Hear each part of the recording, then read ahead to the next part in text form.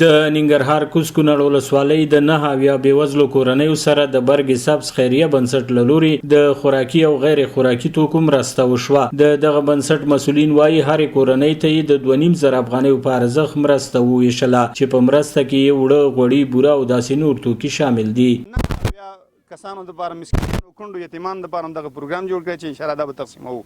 غوړي دي، مالګه ده، اورقطۍ ده، شامپو ده، صابون دي او یو منبوره ده. په همدې حال کې مرسته ترلاسه کوونکي د دوی سره د شوې مرستې له امله خوښي ښایي او د لا زیاتو مرستو او کاري زمینو د برابرېدو غوښتنه کوي. چا چې موږ سره مرسته کړې ډېره مننه کوو چې موږ سره مرسته وکړله او د غریبانانو لپاره د روجي او دغه جوړ کړلو. په دې نه په خالي په مرسته نه کېږي، دې نه باید ځوانانو ته یو کاروبار جوړ شي. کار نشته، روزګار نشته، دلته غربتي دی، دغه غریبي ډېره ده او کارونه نشته. څنګه مجبور یې چې مرستې ته احتیاجات لري.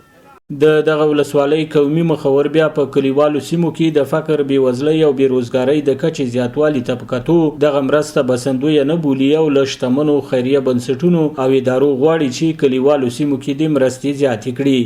خلک ډېر اړ احتیاج دي. نو سبا کې زرو کې یو کس فرض کوم تنخواه لري نو ټول بې معاشه دي.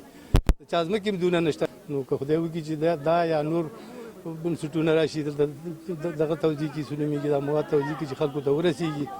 د خلکو ډېر عاجتونه شته. نه یوازې دلته بلکې په ټوله کې د ولسي خلکو غوښتنه له حکومت، مرستندویه ادارو او خیریه بنسټونو دا ده چې د مرستو لړۍ دې د ښاري سیمو څخه کلیو بانډو ته وغځوي. سباون ساحل، وحدت نیوز، د کوز کونړ ولسوالۍ.